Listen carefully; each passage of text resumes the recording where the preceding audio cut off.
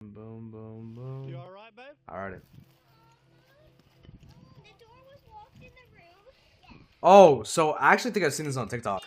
I think I've seen can you like a sit right clip. here for me? These are the two daughters of 28-year-old Ashley Fish. In just a few seconds, they're going to lead the officer to their mother's lifeless body. Yeah, I've seen this. I've seen a clip on TikTok. She's in there.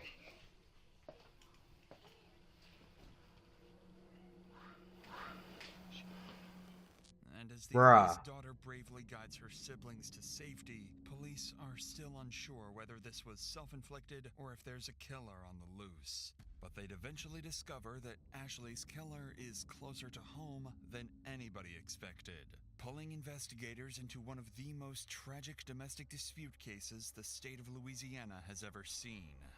Is she alive? No, she's not.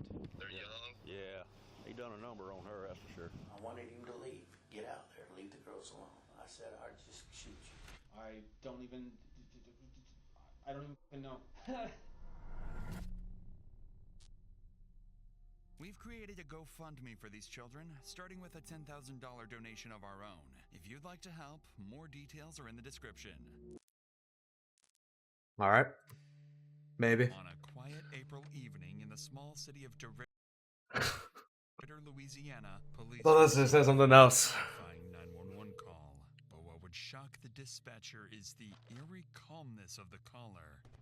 911, where's your emergency? Hi, I need to report a crime. Hey, what's the address? 265 Northridge Drive, in DeRidder, Louisiana. Stay on the line while I get through to please hold with us. Thank you.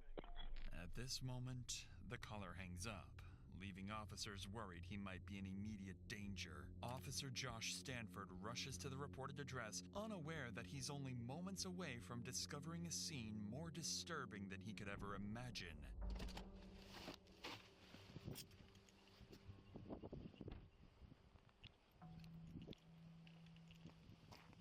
You all right, babe?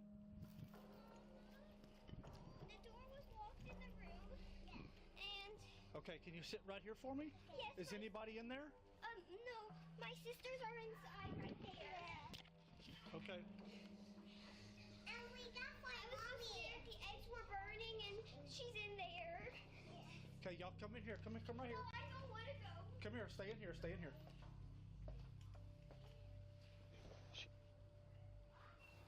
254 City. The woman has a single bullet wound to the right side of her head. That's insane, bro. She's been dead for some time. Yet the male caller is nowhere to be found. But then the officer remembers there are still 4 young girls nearby who have just lost their mother. Come here. Come here. We're all alone. Come help me. Come help me. Do you know these children? Yes, they're our neighbors. Okay. Yeah, like Maddie. You got parents here? Yes. Huh? Can you take them to a secure place for me? Was there anybody else here, baby? I don't think so. I don't know. In an unimaginable act of courage, the eldest daughter guides her younger siblings to safety, leading them to the neighbor's house. The neighbor bravely takes in the 4 traumatized children, who would later turn out to be instrumental to the investigation. Officers head back inside to try to locate the caller, completely unaware that he's the one who pulled the trigger. Oh, shit. I'm at Northridge. City, do I have 1 victim or 2? So we need to clear the rest of the house. I'm under the impression there was a male here too.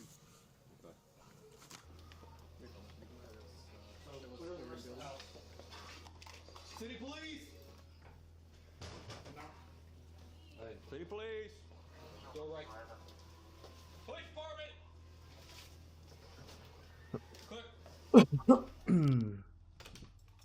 See, when the glass was on the phone with him, I was under the impression there was a male subject that had been shot. Look out in the backyard. Check the backyard. Check that out. What's that I smell? The eggs were burning. They cook? Oh, okay. My bad. She's in that bathroom. Oh, hell. Everything else clear? The joke I say like randomly. It's just that was literally the joke. Dude, I should be randomly saying shit like, "Yo, what is that smell?" Like, yeah, that shit's just fucking stupid. My Leaving bad. them still in the dark about who the caller really is. They'd further look into the victim's injuries and All right. quickly realize there was almost no imminent struggle, leaving officers questioning whether the injuries may have been self-inflicted. But before anything else, they still need to identify the victim, and this is when the officer would make a Wait, devastating discovery, one that would turn this into a No shot. The gun's on the sink like personal that. What the fuck? case. Did I miss something? Wanted to wait till you got here before I started trying to find an ID or anything. Let me. Hey, you want me to turn the stove off? Yes.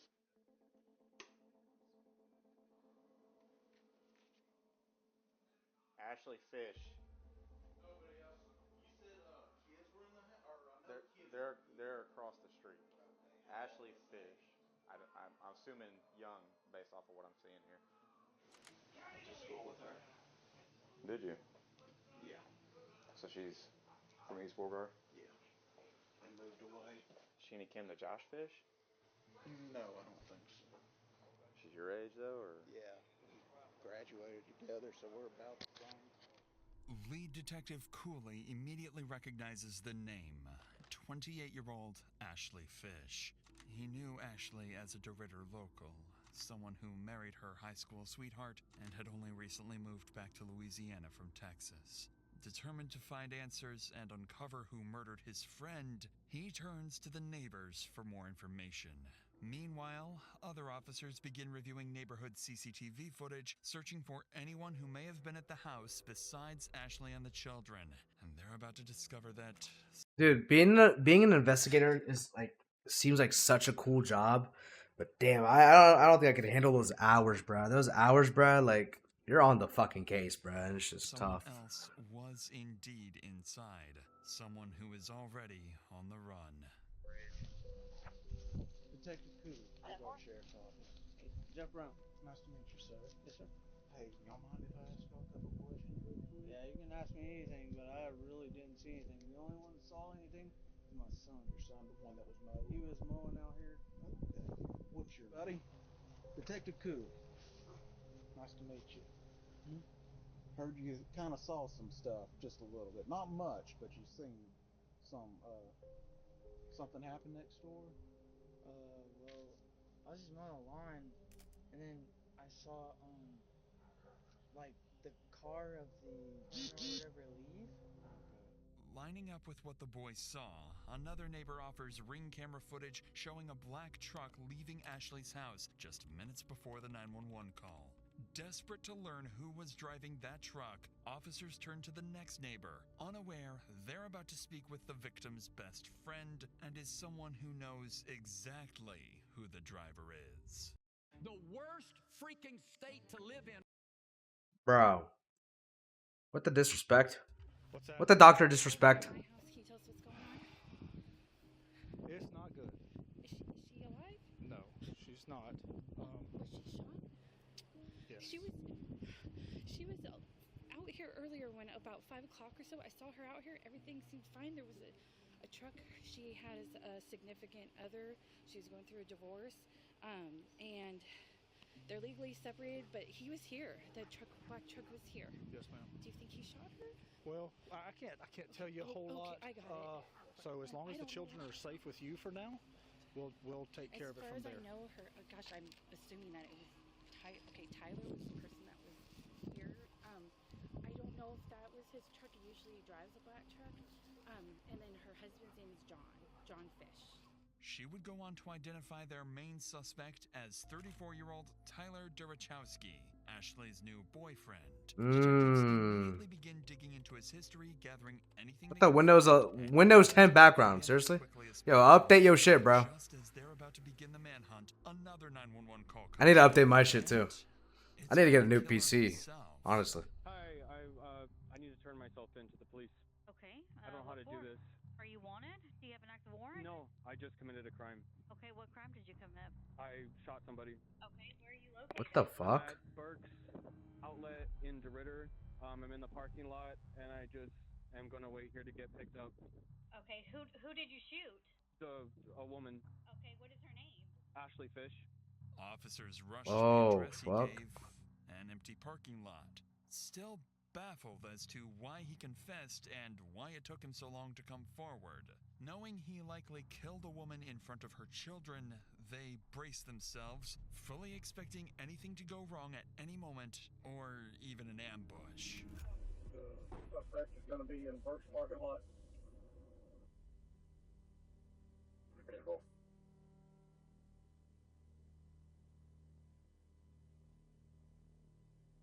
Okay, so the easiest way to do this is sit down on your butt and just turn your legs in, okay? 10-4. In, dumbass. Come on now.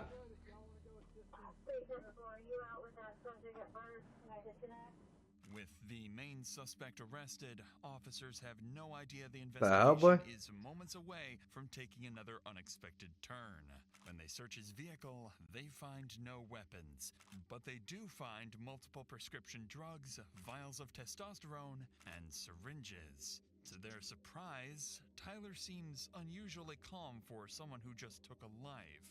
And it would quickly become obvious that this calm, controlled demeanor is part of a plan. A plan to get away with murder. If you're still comfortable talking to me, can you What? He just confessed, though. This woman and I got in an altercation last night. Things were kind of falling out between the two of us, just relationally, and I was getting ready to move back to Oregon. So she pulled out, she had a gun in her drawer. She loaded it and was pointing it at me, and we started fighting, and it went off. Tyler insists he shot Ashley in self-defense after she pulled the pistol, Okay. immediately complicating the investigation. Once he's brought into the station, officers relay this information to the team at the scene, who would begin searching for anything that might support his claim. And unexpectedly, they do find one piece of evidence in Tyler's favor: the murder weapon itself. Okay. Here's what I've got right now. I know you got a lot of information coming in. Cameron has got the suspect, Tyler Grabowski, Over at Park Terrace. He gave himself up without any problems. and he told y'all that he did it. Yeah. They see the hair in it. I've called in the serial number. It's gonna be a Smith & Wesson. She been here for a minute? If I had to guess, I mean, she's still. Dude, I low-key want to play LA Noir now. What the hell, boy? She's still pretty warm. And I guess I said in between 45 minutes and an hour and 20. Was that sitting right there? Yes. Alright. So once they run the strip, we back out and we get a search warrant for the house. Is that a 40 caliber? Detectives still find LA Noir. struggle, but they do discover something unexpected. After running the gun's serial number, it comes back not to Tyler, but to Ashley herself, meaning his Probably her version of gun. events may not be entirely false.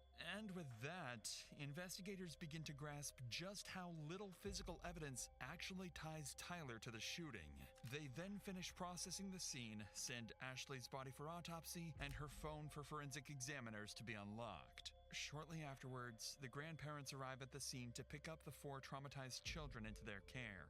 It's at this point that it becomes clear. The oldest daughter witnessed something she will wish she never had. I've got some grapes and some strawberries. Yummy. Yummy. Are y'all hungry? The one you want to talk to is Riley. Yeah, she supposedly told my wife that she saw something and she didn't want to talk about it. Hey, my babies. Hey. Pop-off. Papa. Hey, baby. Here, I'm going to pick you up. Bye, Alexis. This brings a small sense of relief to the officers, knowing the children are finally away from the horrors inside. But now comes the most difficult part: calling Ashley's ex-husband, John, and informing him that she is dead. Lead Detective Cooley asks John to come to the station for questioning as soon as possible, and while Tyler anxiously waits for his chance to speak, detectives make a deliberate decision to start with John instead. But the longer Tyler waits, the more agitated he becomes, and by the time they will finally sit down with him, he will snap. I've never had They were rage baiting him. I've never had someone get that mad at me that they load a weapon. 1 hour after Ashley's deceased body was discovered, John arrives at the station. John explains that he and Ashley were together for over a decade. They had their first child young and went on to raise 4 beautiful daughters. For the detective, one question matters most. What does John think of Tyler?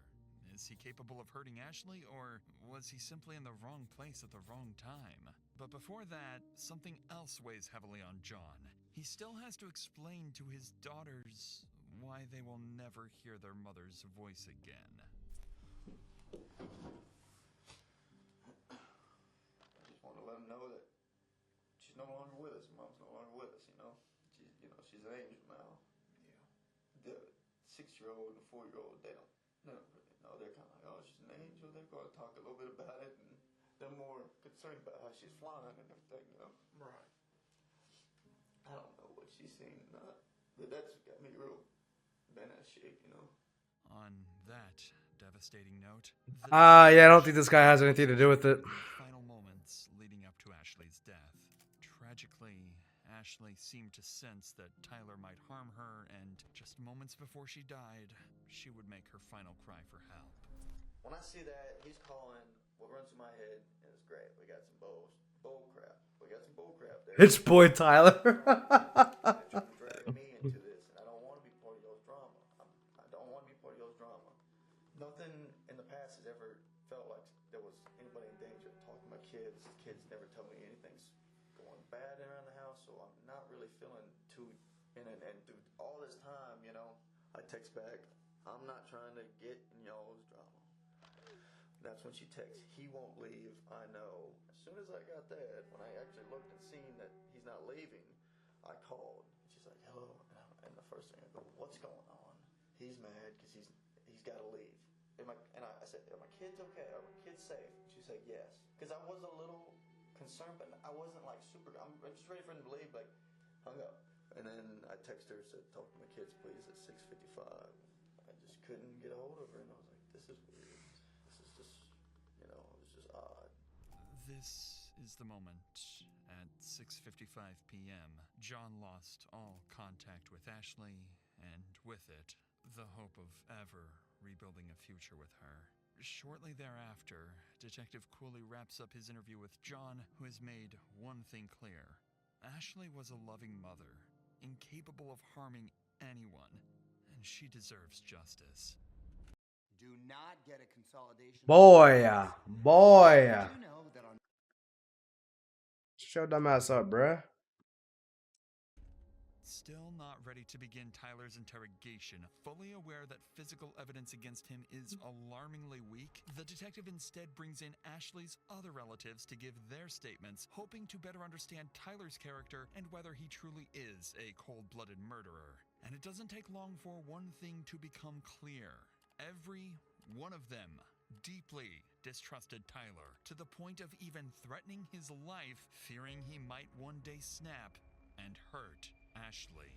You know, I did threaten him. You know, I wanted him to leave, get out. Watching daughters lead police to mother's dead body. I saw this shit on I saw a clip on TikTok. You know, I said I'd just shoot you, you know, but I didn't, you know.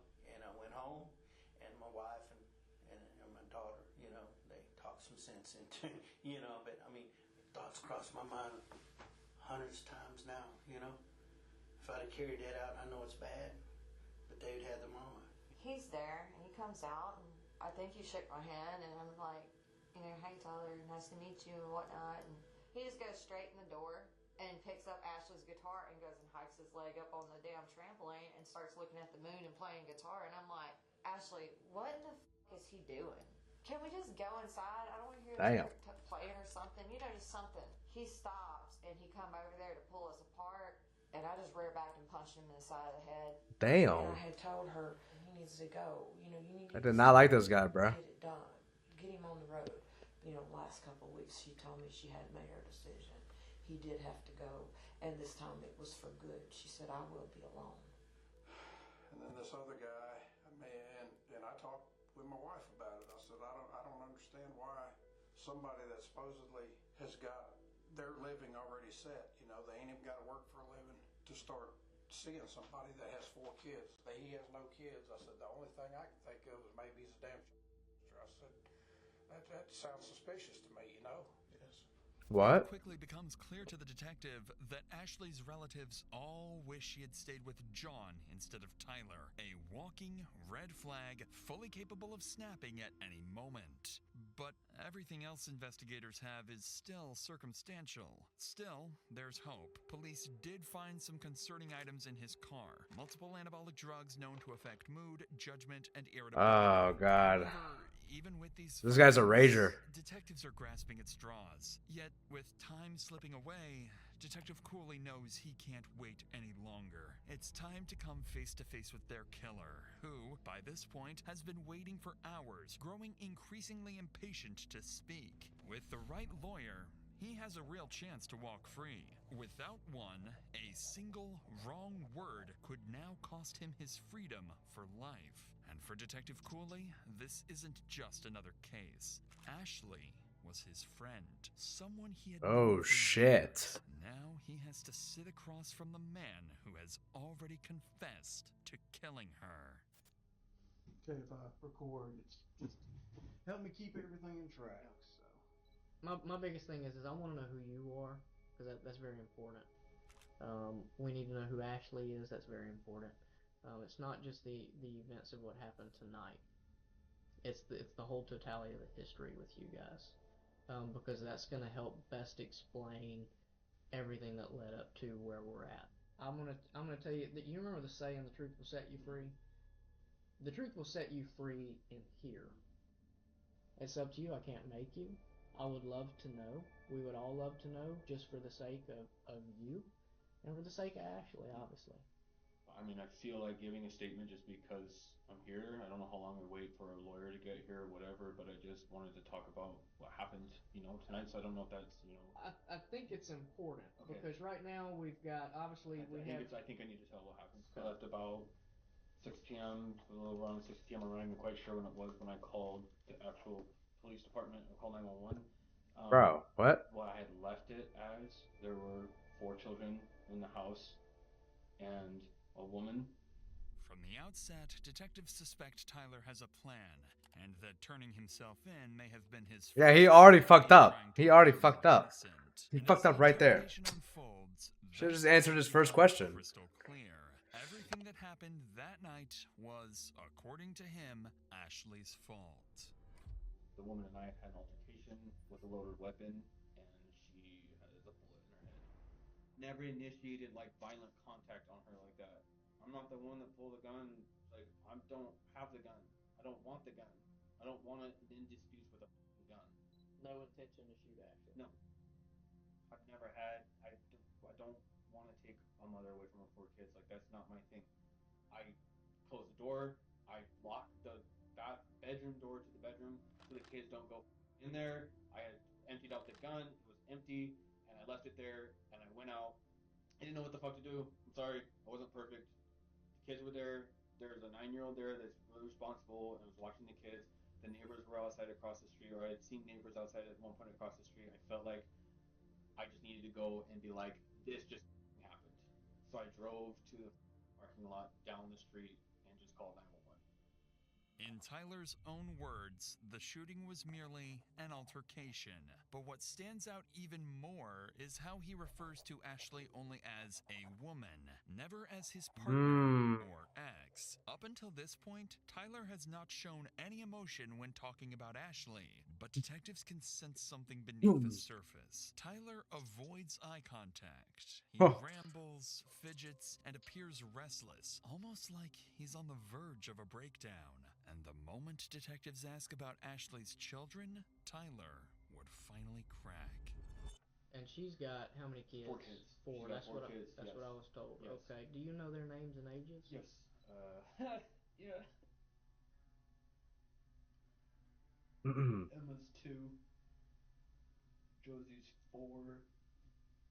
Lexi is 6, and Riley is 9. Okay. Were they all at the house tonight? Yes. Okay. This is the first real emotion detectives have seen, but they needed to determine whether this is genuine guilt, a calculated tactic, or emotional instability tied to his anabolic substance abuse. Aware that Tyler could shut down the interview at any moment, Detective Cooley grows more cautious, so he starts carefully probing Tyler about any problems in his relationship with Ashley. And this is when Tyler would slip up. I was married for 5 years, and I felt like a man of honor, and I had a ring on, and I was proud of it. I was proud to be married. I was proud to be a good husband, and I fell into this weird relationship that I never wanted, to be in. I've never wanted to be a part of, and I just went down this road that I just kind of felt like I could never escape from. It was like drowning in it. So I'm just like I was able to divorce in Oregon. It went through in just a couple months, and it was finalized and it was done. Her thing has been a year. Right. It takes a year for them to do the separation process and everything, and so we've just been kind of in that whirlwind of back and forth with everything and stuff. And I've thought about leaving multiple times. I've wanted to leave multiple times just because it's kind of too much to just take. Being like, am I taking this woman away from? Am I taking this man away from 4 kids? Like his 4 kids, whatever. I just have felt I felt a lot of guilt in my life in this relationship. According to Tyler, What? he felt guilty and was planning to walk away from the relationship. But detectives already know this isn't true. Ashley's ex-husband has already shown investigators messages in which she repeatedly complained that Tyler refused to leave. Additionally, detectives uncovered love letters exchanged between Tyler and his ex-wife, proof he wasn't trapped at all. To my love, by the time you see this letter, you're miles away from me. Don't be mad. I hid one last love letter in your things. You defeated the world to get to me. I'm never going to forget about you. Don't forget about me. I hope you're ready for when we meet again. It's clear to the detectives that Tyler left his marriage by choice and could have gone back at any moment. So Detective Cooley would push further into the dynamics of their relationship, asking whether things had ever turned abusive. It's at this moment that Tyler's mask would slip, revealing a deep insecurity about his masculinity and a resentment towards Ashley he could no longer hide. Has it ever become physical? Has she ever hit you, struck you, kicked you, slapped you? Slapped a couple times, just kind of slap with things, shoes or something like that. She's hit me with shoes and stuff. Out of anger? Frustration, yeah. She hit you hard? I mean, just I don't want to sound like a pussy. I mean, she just slapped me with her slippers. We're talking about it's kind of like that across when she was mad about something. Yeah. Okay. So like the way I picture is like if my wife's agitated with me or aggravated with me, she pops me with something. Yeah. Are we saying something like that, or are we saying she aggressively is like you? No, pops you with something. I'm saying middle ground of that, just kind of pissed about something, but just that's how she's reacting to it. But she wasn't overly I'd never seen a level of aggression to this fucking point with the gun. I don't know where that came from. I have no idea. I've never seen her do anything, pull any shit like that ever. I didn't even know she could. But now, Tyler would inadvertently reveal something far more disturbing about himself. As part of their custody agreement, Ashley wasn't allowed to have anyone stay overnight, including Tyler, a rule he knew very well. And as soon as their relationship began to fall apart, Tyler's first instinct was to expose that violation to her ex-husband, knowing full well it would cost Ashley custody of her children. Parents, if your child has Roblox, listen up. Bruh. Are you serious right now? And so our relationship was really falling out here, and I threatened to tell him the truth when I was getting ready to leave. I was going to call her husband and be like, I've been spending the night here. I don't know what legal ramifications it's going to have for you guys in your life and your world. I've been in this relationship with you. This relationship has hurt me in a lot of ways. I've sacrificed a lot of things. And for me to go and have closure, I think that I'm just going to let John know the whole truth. I think he deserves to know the truth. And I'm sorry. It was kind of an ugly ending for both of us, this woman and I. Tyler has just Very shown ugly. how quickly he can retaliate and how easily he could justify harming Ashley whenever he felt the need to do so. But according to Tyler, what happened next wasn't just another argument. He claims Ashley suddenly escalated the situation to a deadly level by pulling a gun on him. She has a loaded gun, or she has a gun in her drawer next to the bed, and I was in the bedroom talking with her, and she loaded her gun and cocked it back and basically told me that she wasn't going to let me call until. And so this just went to 1,000, 0 to 1,000 and in like one blink of an eye, I'm like in the bedroom talking with her, having a normal conversation, and she's like loading a gun in front of my face, and she has a pistol. Like literally packing some stuff, putting some stuff in the drawers. I wasn't doing shit. I didn't hit her. I wasn't like fighting her or anything. I was just talking. And she like loaded her gun and was pointing at me. I just know that like that's where that started from. And I'm not saying that to do some dig myself in the grave like, oh, the past, he never saw it happen and now she did it. That sounds like bullshit. No, she did it though. I'm a man. I'm a lot stronger than her. I was aggressive, but it was like she's not. She's shot that gun before. She knows what the fuck she's doing with it. I don't shoot guns. I didn't like barely have shot a gun in my life, and so the whole way it happened, I feel like for me, I didn't mean to do anything. I didn't mean for her to do anything. It was like basically felt like it was like just fighting for my life, and I feel like it was like this is how it ended. According to Tyler, this chaotic struggle wasn't aggression, it was survival. Detectives continue to press for details about what happened in the bathroom, and what Tyler would say next would either support his self-defense claim or unravel it completely. Here we go. Okay, how long from the time she came into the bathroom to where it escalated to the point she gets shot? Talking about seconds or minutes? 2 minutes probably. Talk to me Just about struggling. those 2 minutes. Talk Just to me fighting, what happened. it's a combination of talking, moving the gun around each other, just like I'm trying to grab her, I'm trying to hold on to her. It's just like it was just felt like it was like fight for survival. I don't know what was going on. I felt like she was gonna kill me. So at no point you stripped the gun from her and had the gun in your hand totally? Not until it was over. Not until she was on the ground. Were you on top? Was she on What? top? Behind? You were behind, like kind of like this, like kind of trying to do like a chokehold shit thing or something. She was like trying to get the gun to me, so it was just in our general facial areas. Okay. After the shot, what happens? I don't even. I don't even. I stood there and I couldn't believe what the fuck happened. And the first thing I thought of was, is I have to call somebody. I have to get someone here. I have to stand up for what I've done. Tyler is becoming increasingly more agitated, forcing detectives to call a short break, concerned that pushing any further would cause him to shut down completely. But the moment they step outside the interrogation room, everything changes.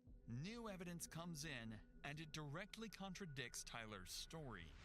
Tyler claims Ashley had the gun in her hand and they were fighting over the weapon. But when Ashley's body was discovered, her phone was still in her right hand, her dominant hand, meaning she hadn't been holding a weapon in the moments before she was shot. Then came the most damning detail.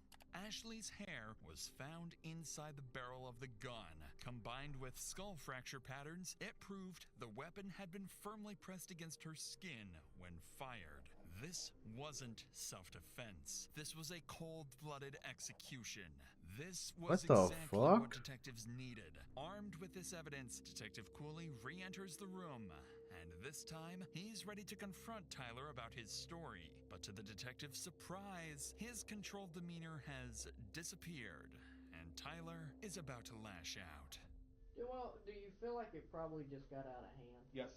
I think our whole relationship was out of hand, and I think that I've never had someone do that to me. I've never had someone get that mad at me that they load a weapon in their house. The kids were asleep. It was 2 nights ago, and she cocks it back, and she's standing there like all cocky, looking at me like she's gonna, like she knows what she's gonna do with it. I mean, why not? If this lady's got a gun, why not just get the hell out of there? Because she had never done anything like this before. I just the other night, 2 nights ago, I don't even know why I let that go. I should have left the house.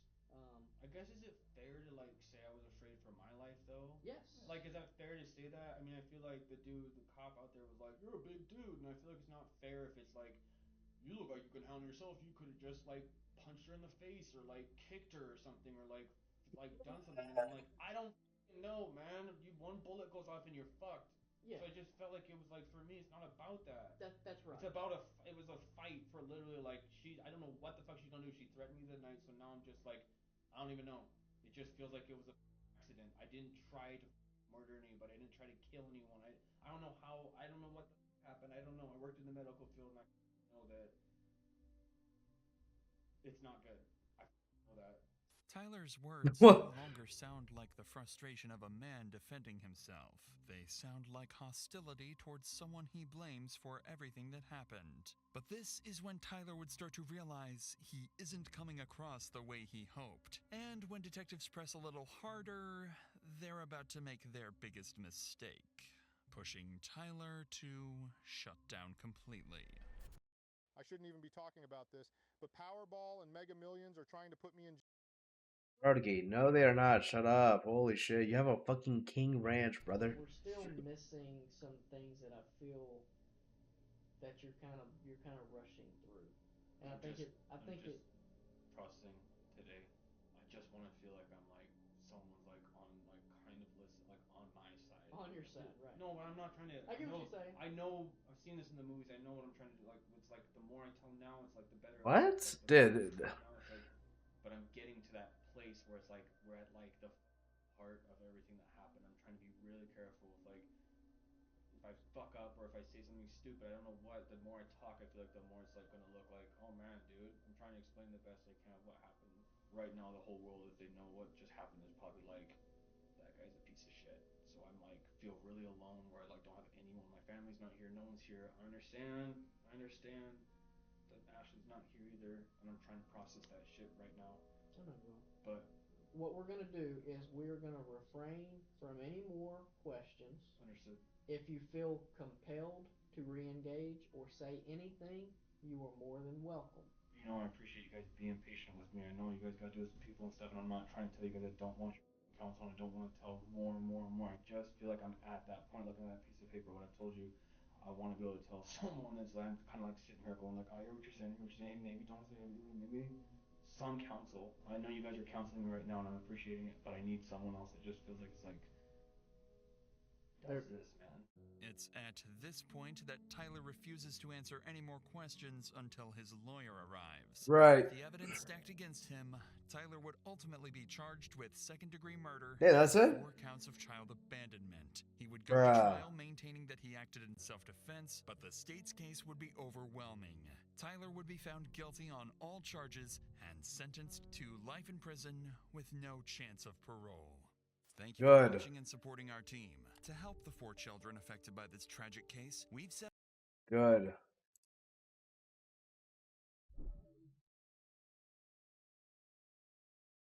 That's kind of, the hell?